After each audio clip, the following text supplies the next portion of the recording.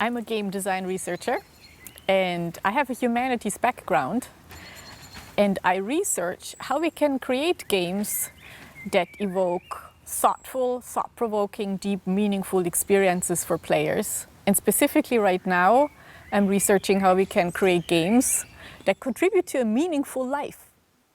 We have played together for centuries. Games are old. It's not like games as a medium started with video games. It started as board games and games played with holes in the dirt and pebbles, right? So the history is really, really long.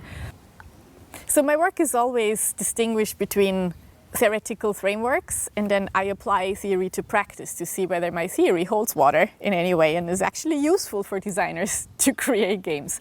And right now I am applying part of that existential transformative game design framework to a game called The Witch's Way, which is set on Gotland, and it is about a witch who doesn't know she's a witch, and she needs to do some personal development. She knows that. And it is using a lot of symbolism and imagery to portray her emotional journey through becoming a more integrated and holistic person.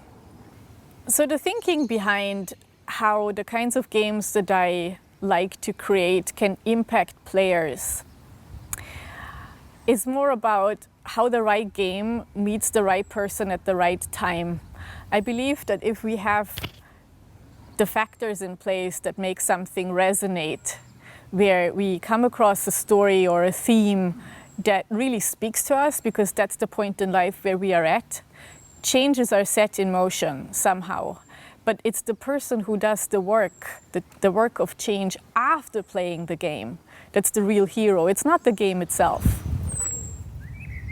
Yeah, I think games are a really special medium because you get to make decisions as a player. Your choices matter, or they appear to matter at least, and so you're thinking very differently about what you do in a game than if you were only to witness somebody else make decisions and you fear for them or you root for them. It's a very different story when you are the one having agency in the context of a narrative or a world that you're exploring. So I think that's really powerful because it evokes a different sense also of responsibility for your actions, and you get to experience the world through the consequences to these actions as well. So I think that's another aspect that has been talked a lot about in the context of games for learning, but also in the context of games for personal change.